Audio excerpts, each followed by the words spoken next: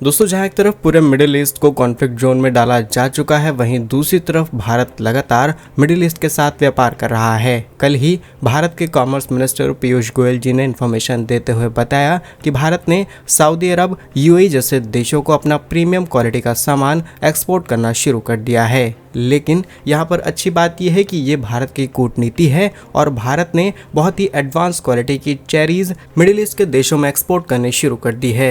भारत चाहता तो ज़्यादा पैसे कमाने के लिए इन्हें यूरोपीय देशों को एक्सपोर्ट कर सकता था, लेकिन आपने देखा होगा कि यूरोपीय देश भारत की तरक्की से खुश नहीं है और भारत पर सवाल करते रहते हैं। भारत के कंसाइनमेंट्स को कई बार रिजेक्ट कर चुके हैं। तो भारत ने भी कूटनीति अपनाई और प्लान कर लिया कि अब सामान हम यूरोपीय देशों में स्पेशली प्रीमियम क्वालिटी की चीज़ें भेजेंगे ही नहीं। दूसरी खबर भारत के विदेशी मुद्रा भंडार से सामने निकल के आ रही है, जहां पर एक बहुत बड़ी बढ़ोतरी भारत को देखने को मिली है, वो भी एक ऐसे समय में जब पूरी दुनिया एक नए युद्ध की तरफ जा रही है। आइए जानते हैं आज की इस वीडियो में दोनों ही इंपॉर्टेंट अपडेट। यदि आपको हमारा काम पसंद आए तो वीडियो को लाइक, चैनल को सब्सक्राइब जरूर कीजिएगा। पहले अपडेट की बात की जाए तो केंद्रीय कॉमर्स मिनिस्टर पीयूष गोयल जी ने बीते सोमवार को इन्फॉर्मेशन देते हुए बताया कि जम्मू कश्मीर से प्रीमियम चेरीज का पहला कंसाइनमेंट सऊदी अरब और यूएई के लिए रवाना किया गया है। सोशल मीडिया प्लेटफॉर्म एक्स पर सारी जानकारी देते हुए उन्होंने बताया कि चेरी किसानों के लिए एक बड़ा बाजार खुल चुका है, क्योंकि पहले जो चीजें हम यूरोपीय देशों में भेजते थे और कुछ चीजें अमेरिका में भी जा रही थी, वो चीजें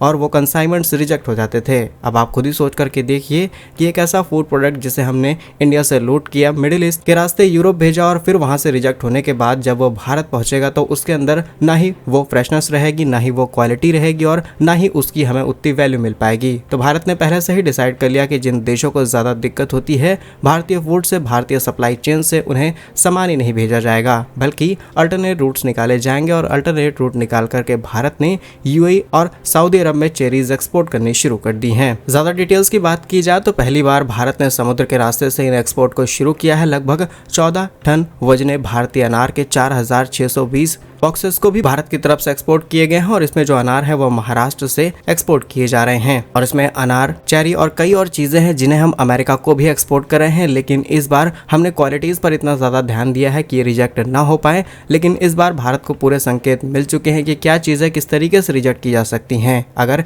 इसके बावजूद भी जब भारत इतना ज्यादा प्रायोरिटी दे रहा है इन देशों को, चीजें रिजेक्ट होती हैं तो नुकसान होगा। और मिस्टेक से बचने के लिए सभी चीजों का ध्यान रखा गया और अमेरिका में सक्सेसफुली इन्हें एक्सपोर्ट किया गया है। लेकिन इस एक्सपोर्ट से ज्यादा इंपॉर्टेंट ये है कि आज के समय पूरी दुनिया एक नए कॉन्फ्लिक्ट की तरफ जा चुके हैं। इसके बावजूद भी भारत ये चीजें एक्सपोर्ट कर पा रहा है, ये भारत के लिए बड़ी बात है, या फिर कहें ये भारत की अच्छी कूटनीति है जिसे हम आसानी से और अच्छे तरीके से इस्तेमाल कर पा रहे हैं। दूसरी अपडेट की बात की जाए तो भारत के विदेशी मुद्रा भंडार में एक बड़ी बढ़ोतरी देखने को मिली है। विदेशी मुद्रा भंडार को लेकर के जारी किए गए आंकड़ों के मुताबिक 6 जून को जब वीक क्लोजिंग की जाती है तो देश के विदेशी मुद्रा भंडार में 5.2 अरब डॉलर की बढ़ोतरी देखी गई, जिसके साथ ये 696.7 अरब डॉलर तक पहुंच चुका है। वहीं इसके पिछले सप्ताह विदेशी मुद्रा भंडार 1.2 अरब डॉलर से लुढ़क करके 691.5 अरब डॉलर पर आ गया था। रिजर्व बैंक ऑफ इंडिया की तरफ से जारी किए गए साप्ताहिक आंकड़ों के अनुसार बीच सबसे बड़ा घटक देखने को मिला है 3.5 अरब डॉलर की बढ़ोतरी से। लेकिन आज के समय मिडिल ईस्ट में जो नया युद्ध शुरू हुआ है इजराइल और ईरान के बीच, शायद इससे भारत के इस